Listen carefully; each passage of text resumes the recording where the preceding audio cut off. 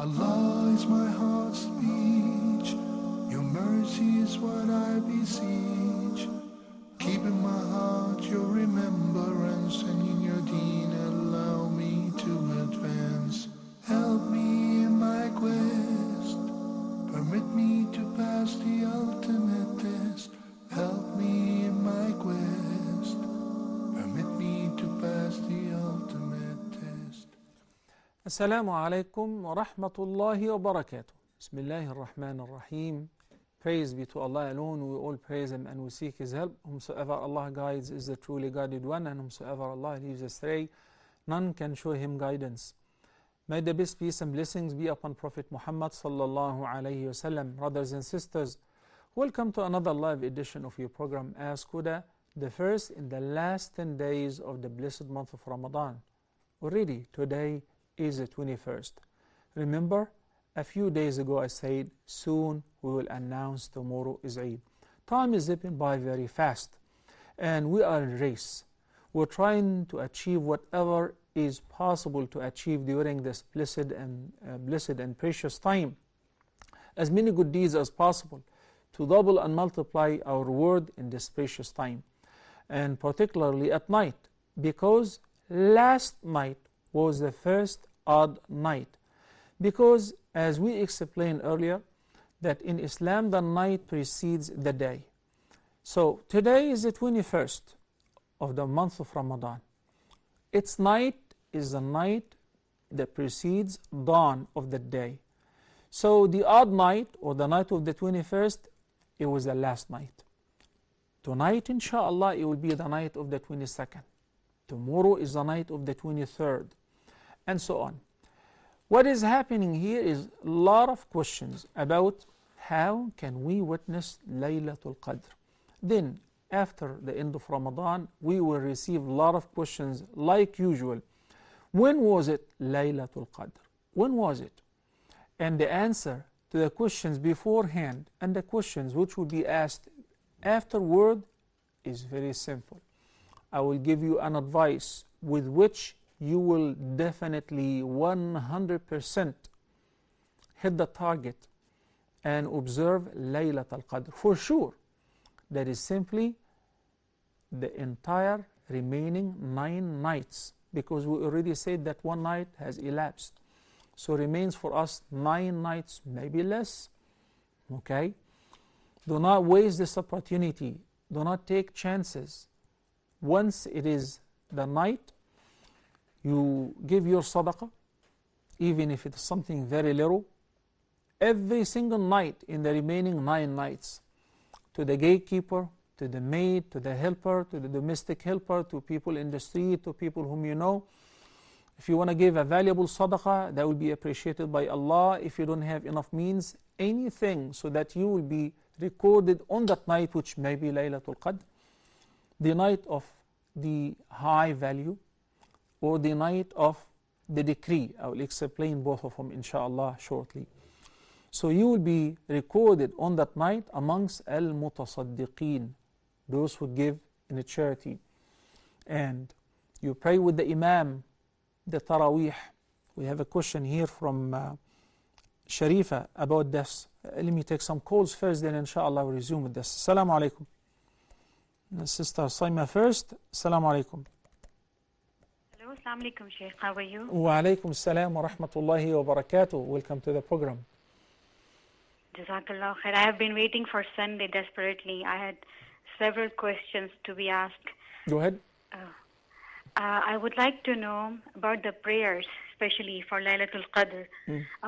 There is a recommended dua, Allahumma innaka afuwan tuhibbul afwa fa'fu anni. Is it Anna or Anni in the end? Because I read in the book it's Anni, but I saw Imam of Makkah last night during supplication, he was saying Anna. In fact, in your video on Facebook also you mentioned Fa'fu Anna. So I would like you to correct me on this if I'm wrong. Sure. I just want to observe this night. I want to pray as much as I can, but I want to do the correct prayers. I don't want to follow such messages like you recite 17 times Surah Ikhlas, 20 times this. I've been praying all night, performing Taraweeh, performing Tahajjud, and doing this dua. doing Rabbana Atina Fid Dunya. Just let me know if I'm doing it correctly. This is my first question. Second is this: I watch Haram every night, especially when the Imam is supplicating.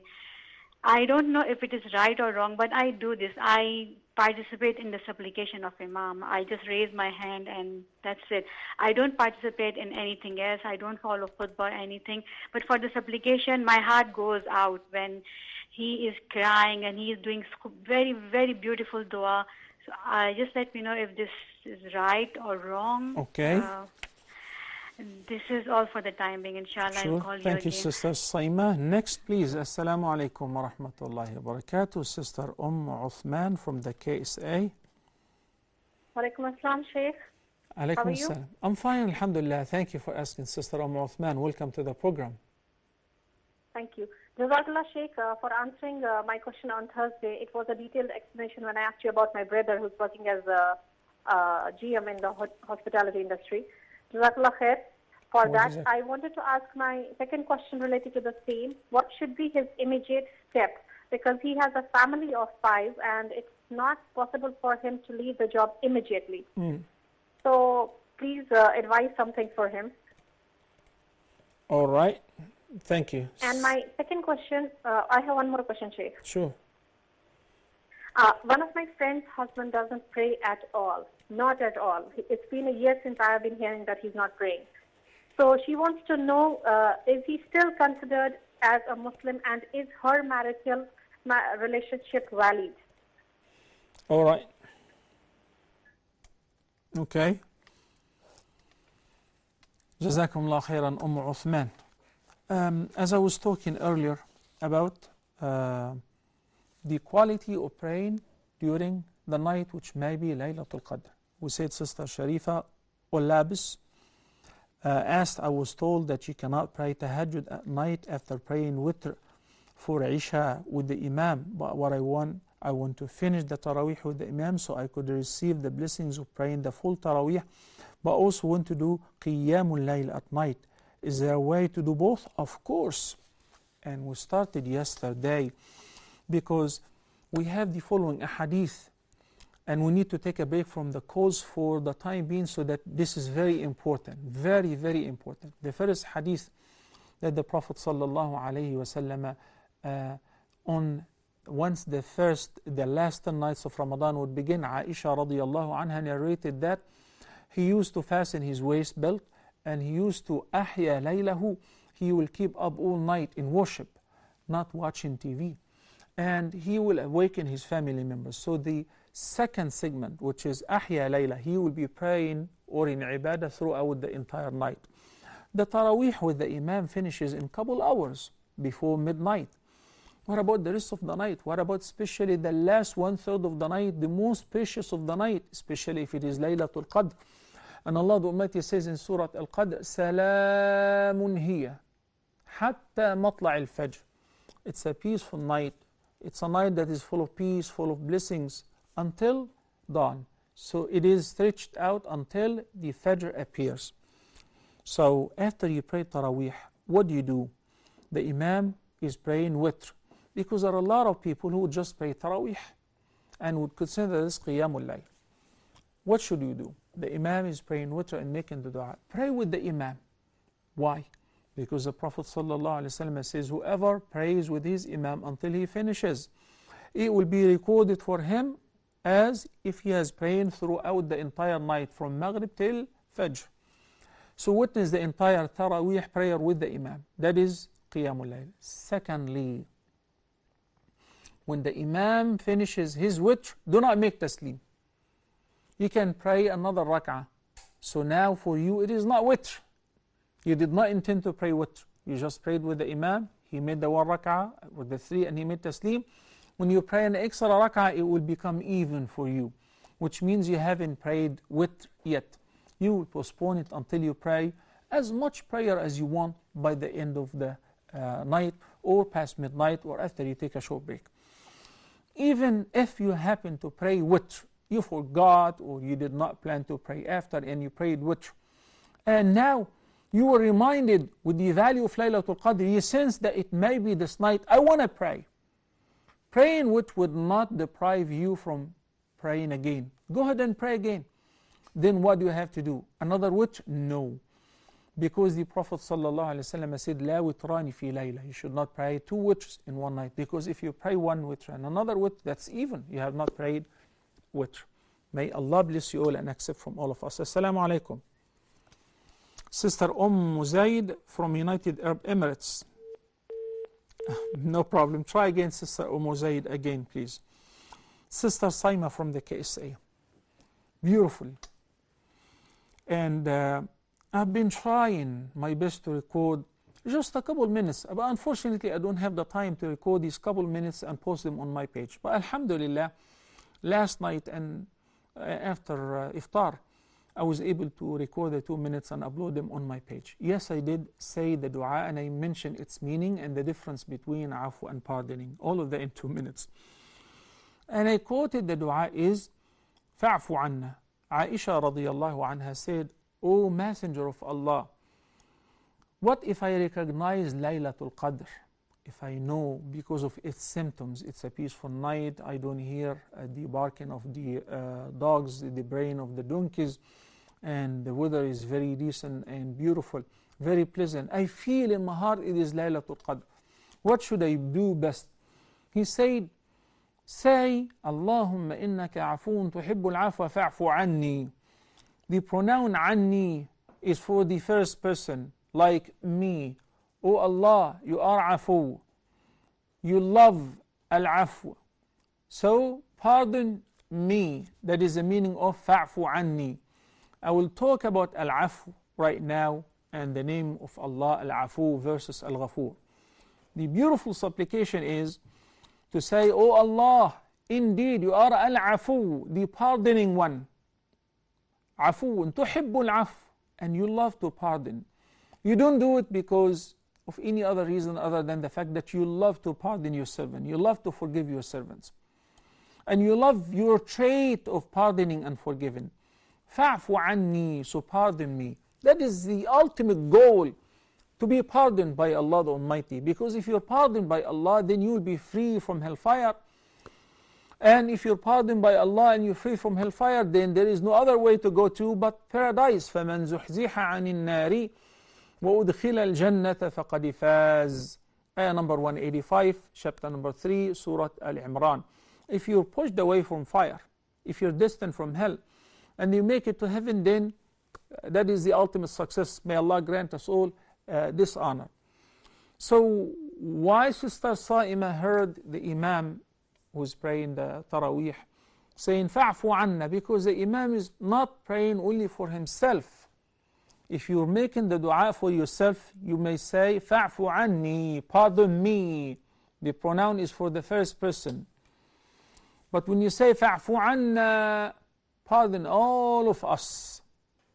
Fa'fu anna, pardon all of us. If the Imam is reciting the supplication, he should not say anni, because in this case those millions of people are saying behind him Ameen, will be only saying Ameen for him, asking Allah to pardon him alone. No, we should generalize the benefit. Fa'fu anna, if you're making the dua, whether in the prayer, in the witr, or after khutbatul Jum'ah or on the Eid, it should be congregational and with the plural pronoun. Fa'fu anna. ربنا آتنا في الدنيا حسنة وفي الآخرة حسنة وقنا. آتنا, give us. قنا, protect us. Okay? So that's the difference between فاعف عنا أو فاعف عني. Assalamu alaikum. Sister Zaid from United Arab Emirates. Assalamu alaikum. Assalamu wa rahmatullahi wa barakatuh. Wa alaikum assalam. How are you, Sheikh? Fine, alhamdulillah. Thank you, Sister Zaid. I just want to ask about if someone works for a company that sells computer softwares to hotels, bars, casino, is her income halal? Okay.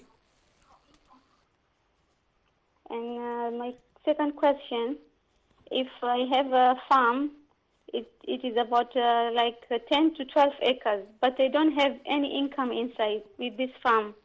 It's just I'm just getting only few things only. But I'm not selling for more profit or anything. Just only few things we are getting. So about I want to know the zakah of this farm, because we don't have anything to get to sell. Okay. Your Yeah. farm, you don't owe any zakah on your farm. You're not producing anything, so there is no zakah on that. You're not raising livestock. You're not really planting plenty of we have greens. Okay. Only we have some trees for coconut, but there's some people are coming and check them. We don't get because we are not there MashaAllah, in the Muzaidi, country. you guys are very lucky. I love coconut. Subhanallah, especially fresh coconut. When I go to Singapore, to Malaysia, to these countries, I make sure that I bring a lot of it. MashaAllah. But still, you don't have to pay zakah on that. It's not producing anything. And for the software programs that in the computer company you're doing, if these softwares may function and work for anyone, like Microsoft is doing the Word, Microsoft is doing the PDF, is doing any program. So as a company producing this and you are a designer or a programmer, you're not blameworthy whatsoever. The person who's blameworthy is the person who knows that he is selling this to who is going to use it in the wrong way. If you sell knives in kitchenware, it's halal. But if you know that there is a particular person who's asking for a knife that he's going to injure somebody or slay himself, it's haram to sell it to him. So the dealer or the retailer who is selling these programs, or if there is a programmer or a designer who makes a program or designs a program especially for a bar or for a casino, that's absolutely haram. Assalamu alaikum wa rahmatullahi wa barakatuh. Sister Aisha from the KSA. Assalamu alaikum, Sheikh. Wa alaikum assalam wa rahmatullahi wa barakatuh. Sheikh, I'm Arshi. I'm sorry? Alash, from Alash, A-R-S-I, not Aisha. Arish. Okay. Arshi. Arshi, Okay. Arshi, Sheikh, yeah, okay. Yeah. I How are read you, the Sheikh? name on the screen. Arshi, okay, I got it, Sister Yeah. Arshi. Sheikh, actually yesterday I watched one or two of your videos on YouTube related to visiting grave and what kind of dua that we can recite. Alhamdulillah, that was very beneficial to us. Jazakallah khair. What is that? Now, my question is, like back home in India, like we have this a preaching that once you visit a grave for men, I mean women don't do it. Like they recite Surah Fatiha and then 4 Quls and then Ayatul Kursi and then so on, and then they make dua for the deceased ones. So is it like right, or it's an innovation? It's an innovation. This is my question. Okay. Okay. Thank you so much, Sheikh. You're most Bye. welcome. Thank you. Sister Fatima from USA. Assalamu alaikum wa rahmatullah. Alaykum assalam wa rahmatullahi wa barakatuh. How are you, Sheikh, and how is your mom? I'm fine, alhamdulillah. Thank you for asking. Would you do me a favor and mute your TV, please? Yeah, it's muted. Muted. Okay, maybe it's your phone card. Okay, We sorry have a about lot of that. static here. That's okay. Go ahead. So I will not talk until you present your question. Okay, my question is that if a woman uses a birth control shot for 3 months and she gets a period after that for like 10 days, and after having that period of after a week she experienced some spotting. So would she continue to fast during that spotting, and what should she do during that time? Is she able to fast and read the Quran? Okay. Get your question, Sister Fatima. Please. Thank you. Yes. Jazakallahu khairan. Please Wajazak. keep my daughter in your dua. May Allah bless her and you and your entire family. Sister Saima says that she enjoys listening to the Imam in Qunut in the Haram on television, and she says Ameen once he makes the dua, and she feels so excited about the dua, it's so blessed, and so on. Is it permissible? It is permissible. At-Ta'meen is simply making a dua saying, Oh Allah, accept this dua. So when the Imam is making a dua and the audience are listening, Instead of repeating the dua again, they just simply say, Ameen, Allahumma stajib. Oh Allah, answer this beautiful supplication. So whether you hear it from the person directly, or if you hear it on television, or if you are driving and you hear it on your MP3 in your car and on the radio, and somebody is making dua and you say Ameen, whether the person knows that you're saying Ameen or not, your Ameen is valid. Your ta'meen. Assalamu alaikum. Sister Khadija from Gambia. I really love your program, I must confess. Thank you. Appreciate it. May Allah bless you and your family, Sister Khadija. Ameen Ya Rabbi. I want to ask,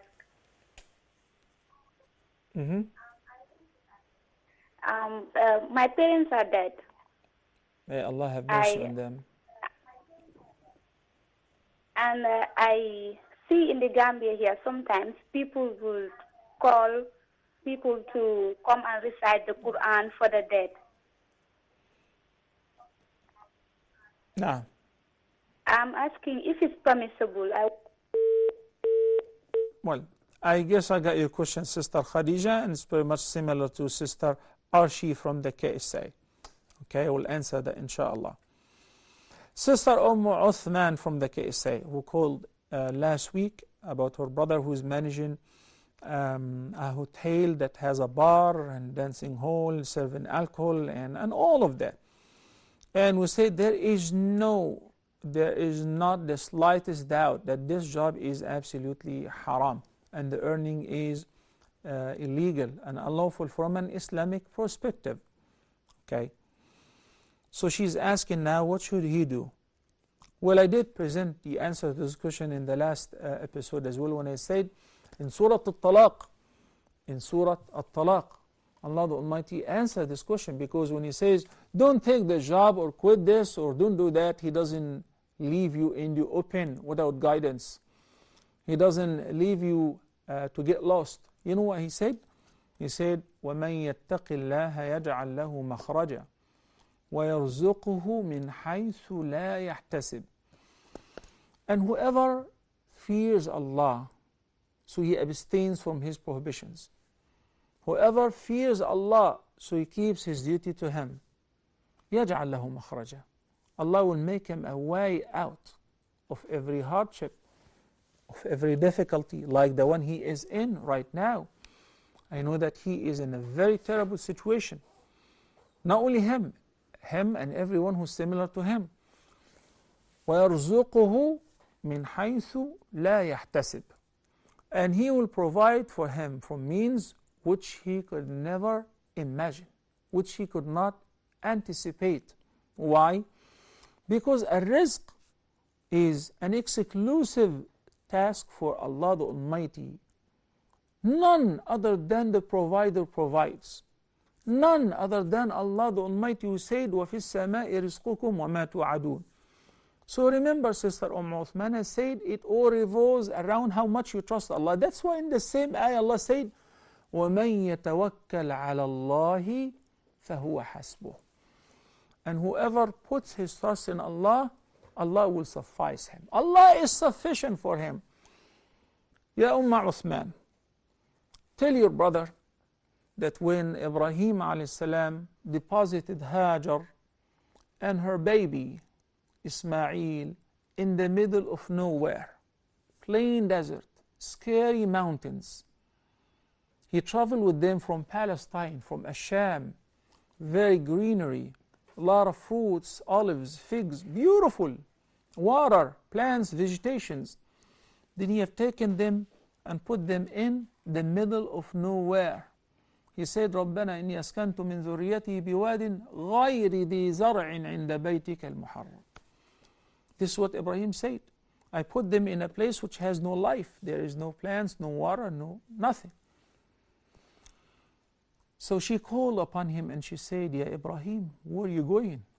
Are you going to leave us here alone? He didn't turn around. He doesn't want any word to soften his heart, because Allah said so. He fulfilled. He fulfilled Allah's order. That is his only son. And he was over 80 years old. very lovely to have a child, especially when you have none before. But Allah the Almighty said, put him there and his mother. So he put him there. She called him again, Ya Ibrahim, O Abraham, are you going to leave us here alone? No answer. Third time, no answer. Then she said, Allahu amaraka bihada. Did Allah order you to do that? This is only when he turned around and he said, yes. Then he resumed, going on his way. She said, then فَلَنْ يُضَيِّعَنَ اللَّهُ أَبَدًا. Then we will never get lost. Allah will not allow this to happen.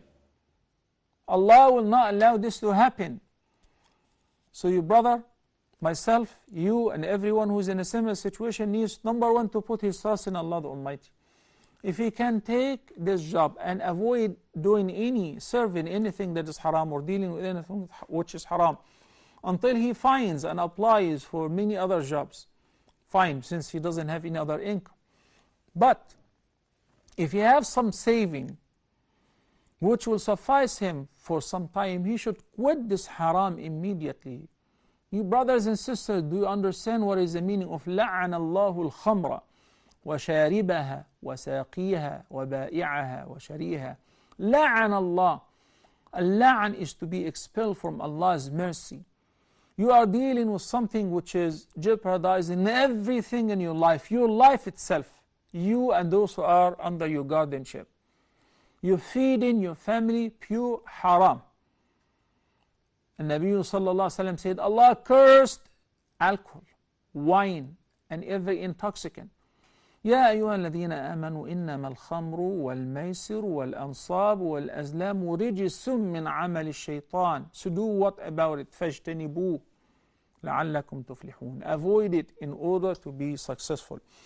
And we seize this opportunity to make dua for him. May Allah open for you the doors of halal, rizq and provision as soon as possible. Ameen. Assalamu alaikum. Alagi from Gambia. Alagi, assalamu alaikum. Alaikum salam. Alaikum salam. Okay, I want to ask for one question. Please. Like if your father die. Why don't you say if somebody's father die?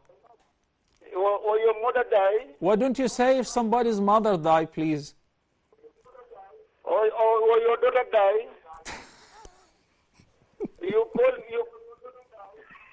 call people for read the Quran. Read the Quran. I got your question, Akhi. I got your question, Alagi. Thank you. Barakallahu fi.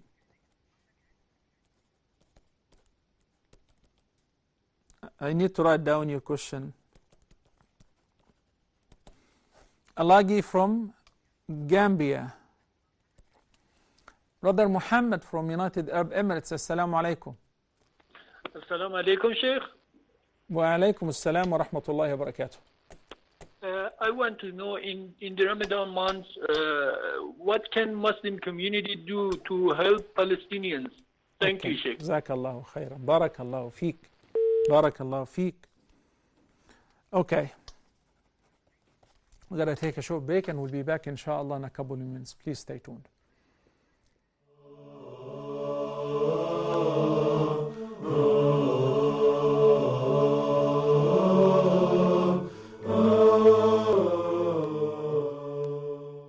أعوذ بالله من الشيطان الرجيم. بسم الله الرحمن الرحيم. لقد رضي الله عن المؤمنين إذ يبايعونك تحت الشجرة فعلم ما في قلوبهم فأنزل السكينة عليهم وأثابهم فتحا قريبا ومغانم كثيرة يأخذونها وكان الله عزيزا حكيما. Who was Qarun? What was the Prophet Muhammad's relationship with his wife like? How did the Prophet Muhammad deal with the accusations that were directed towards his wife? How did Musa travel with Al-Khidr, and what was their relationship like, and what did they learn together? What are the important, practical, relevant meanings behind the story? We're going to be going through Quranic stories together. I'm your brother Hussam Hilal, and the purpose of this program on Huda TV, inshallah, is to learn and understand the Quran in a better way that will aid in our memorization and implementation and our understanding. I look forward.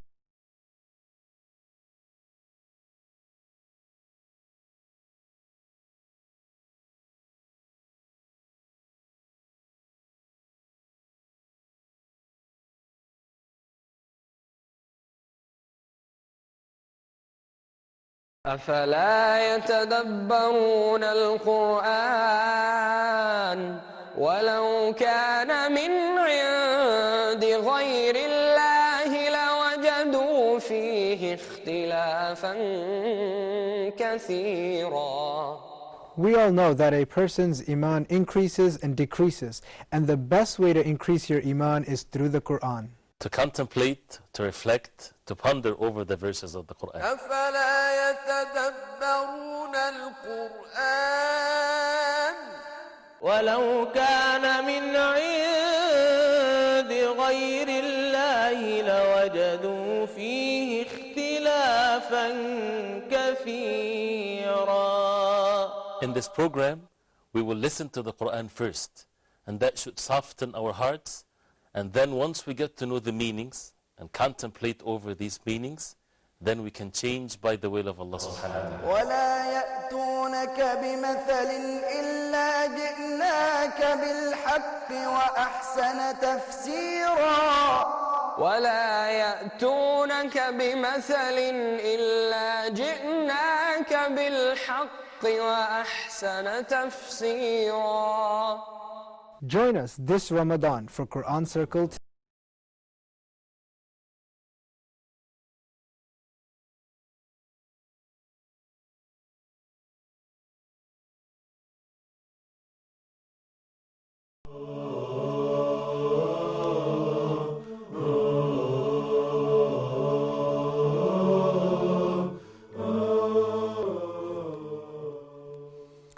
Assalamu alaikum wa rahmatullahi wa barakatuh, and welcome back. I'd like to begin by answering Allah's question from Gambia, and also have something to share with my dear beloved viewers, which is, when you ask somebody a question, you have to be a little sensitive. Like when you say, let's say that your father died, your mother died, your sister died, your daughter died. That's not proper. We learn from the Bedouin Arabic girl who came to the group of Muslims in order to ask them for help, because their master got bitten by a scorpion and he was dying. So she came running and she asked them if any of them could recite any ruqya, and she said, listen to this, she said, Inna Sayyid al-Hayy Salim. She said, our master is Salim. The word Salim in Arabic means healthy. He is physically fit, he's fine, he's intact. While he was completely on the opposite. This is called optimism. Okay? والنبي صلى الله عليه وسلم كان يحب الفأل الحسن. النبي صلى الله عليه وسلم used to like the good omens, the good names, the good news. So when you ask a question, some sisters, even when they ask, she asked the sheikh about something very sensitive, only pertaining to women, the period. And she says, okay, sheikh, let's say that you have the period in Ramadan. The sheikh doesn't have the period in Ramadan or outside Ramadan. So just, we're all learning from each other. Okay, you don't tell anyone that, let's say that your father died, your mother died, and your daughter died, and you keep, this is a bad omen. So we say, may Allah give shifa to all our sick brothers and sisters, and have mercy on all of those who passed away. His question anyway is the recitation of the Quran and granting the reward for the dead person. Khadija from Gambia, same question. It seems like, a lot of brothers and sisters from Gambia are concerned about this practice. Then add to that Sister Arshia from case A who asked about visiting the graveyard besides making dua, reciting Quran certain number of times and certain Qul and Al-Fatiha and all of that. We need to differentiate between the recitation of the Quran in general and specifically reciting the Quran on the graveyard. As far as for what to do when we visit the graveyard, alhamdulillah, we have a very beautiful and crystal clear reference. When Aisha radiallahu anha asked the Prophet sallallahu alaihi wasallam, what should I say when I visit the graveyard, when I visit the dead people, the dead Muslims in their cemetery? He said sallallahu alaihi wasallam, you should say, Assalamu alaykum ahla al-diyari min al-mu'minina wal-muslimin wa inna insha'Allahu bikum lahiqun. Beautiful dua. What do you say? Peace be with you, that the dwellers of these homes, of the graveyard, of the cemetery, the Muslims and the believers, soon insha'Allah we will join you. We ask Allah to pardon you and to pardon us, or to pardon us then and to pardon you. Nas'alullah lana wa lakum al-afiyah. We ask Allah for ourselves and for yourselves to be pardoned. We ask Him for pardon. This is a supplication. Can you make any other supplication? Like you're standing before the grave of your loved one and you say, Oh Allah, have mercy on him. Oh Allah, make his grave a garden of paradise. Oh Allah, make his grave roomy and spacious. Show him his place in heaven, etc. Have mercy on him. Raise him into high ranks. All of that is permissible. Reciting the Quran at the graveyard generally was not mentioned in any hadith, nor was it recommended. We should not do that. Gathering people, sitting before the grave and reciting Quran on certain specific days has no reference whatsoever. So ad-du'a is what is prescribed. What else with regards to the recitation of the Quran? The recitation of the Quran generally, not in the graveyard, whether at home or in the masjid, or asking people to recite Quran and grant the thawab for a dead person. That will be answered inshallah after these calls. Assalamu alaikum. Brother Abdul Rahman from United Arab Emirates. Assalamu alaikum wa barakatuh. How are you, sir? I'm fine, alhamdulillah, wa alaykum assalam wa rahmatullahi wa barakatuh. Jazakallahu khairan for asking, Abdul Rahman. Yes, sir. First of all, thank you for your program. We like it so much. And secondly, I have three questions. First questions, I'm not fasting because I have a diabetes, very high diabetes. The doctor told me to not fast. Shafak Allah wa afak. Shafak Allah wa afak. May Allah give you shifa. Inshallah. And secondly, what should I do? I mean, regarding, do I need to give charity or to feed someone? What is the option we can go for? Because I'm not fasting, I'm sick. Okay, your second? The second question, I have a 3 baby girl, which I not make dhibah. Yani for, when the baby born, you need to make dhibah for your children. Aqiqah, you mean? The aqiqah. Yes. Yeah, because of difficulty of the, I was in a very tight... financial condition. Financial. Okay, your third question? And the third question, I didn't cut my hair of my children because someone told me to keep their girl. I want to know, is it okay or not okay? Okay, got your questions. Them hair or not. Thank you, Abdul Rahman. Thank you so much. You're most welcome. I got your 3 questions. Alhamdulillah, shukrillah. So, whether reciting the Quran and granting the reward of the recitation of the Quran to a dead person reaches him, benefits him or not, there is a difference of opinion.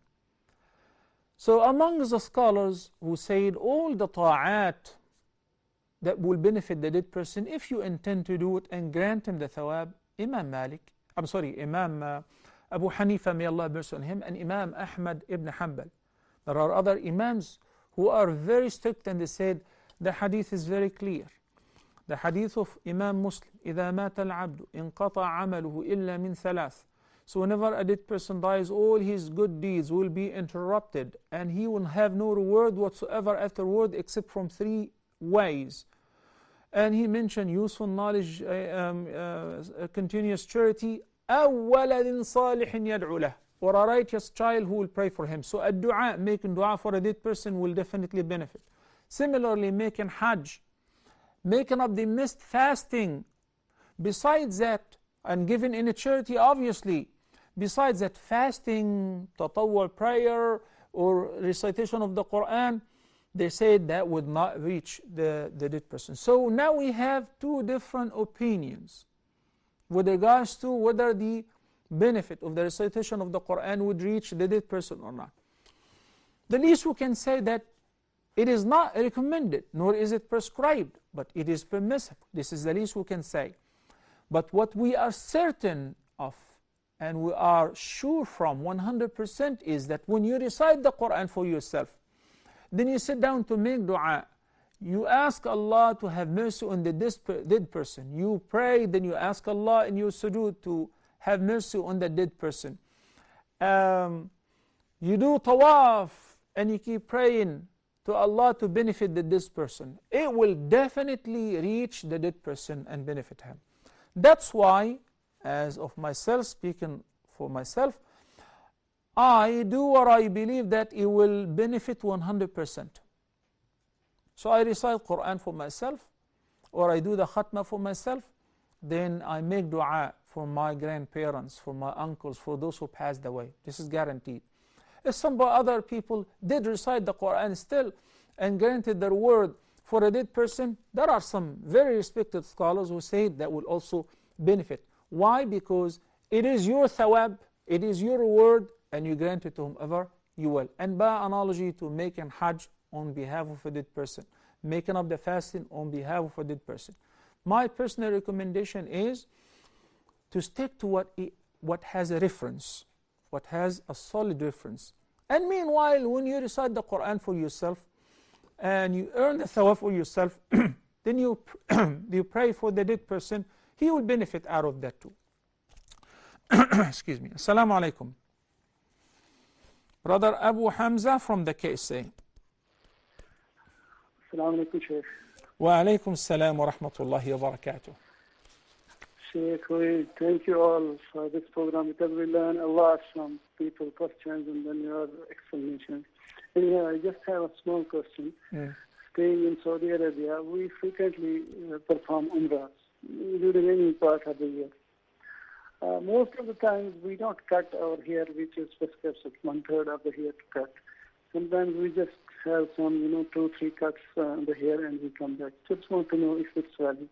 Okay. That's it. Thanks a lot. Shukran. Shukran, Abu Hamza. Ya akhi, Abu Hamza, and every person who's doing Umrah right now, cutting some hair from here or there and that's it, it is not sufficient for tahallul.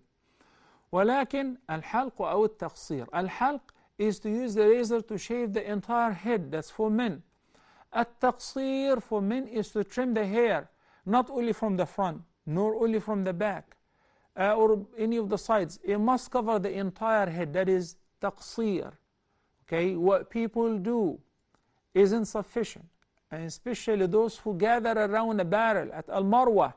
This is inappropriate completely, and it must stop, because this is a place where people offer the prayer and prostrate themselves there. There are barber shops outside the haram, in the basement of all the hotels that you see across from the haram, and in the streets in every direction. Or if you have your own razor, you can do it yourself. Yes, you can do tahallul to yourself, or your maid can do tahallul for you in your room. But the cutting must cover the entire head. Similarly is the shaving. Jazakallahu khairan. Abu Hamza from the KSA. Assalamu alaikum wa rahmatullahi wa barakatuh.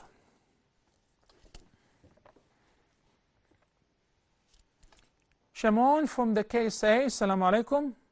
Assalamu alaikum, ya Sheikh. How are you? I'm fine, alhamdulillah. Where are you calling from, Shimon? I'm from KSA. I'm an Indian worker. Oh, okay. Which state? Thank you. Thank you so much. Thank you so much for this circle. I work every day, night to day, day to night. I work more than 12 hours. In the warm, in the hot, in the cold, here in this country. And I love it all. Jazakallah My khair. question is, Yeah. Okay. My question is this. Now, as a Muslim, what can I do? We're losing you, Shamoun. Okay, please try again. Jazakallahu khairan. Please try again. Very interested. Shu'aib, assalamu alaikum. Shu'aib from Kenya, assalamu alaikum.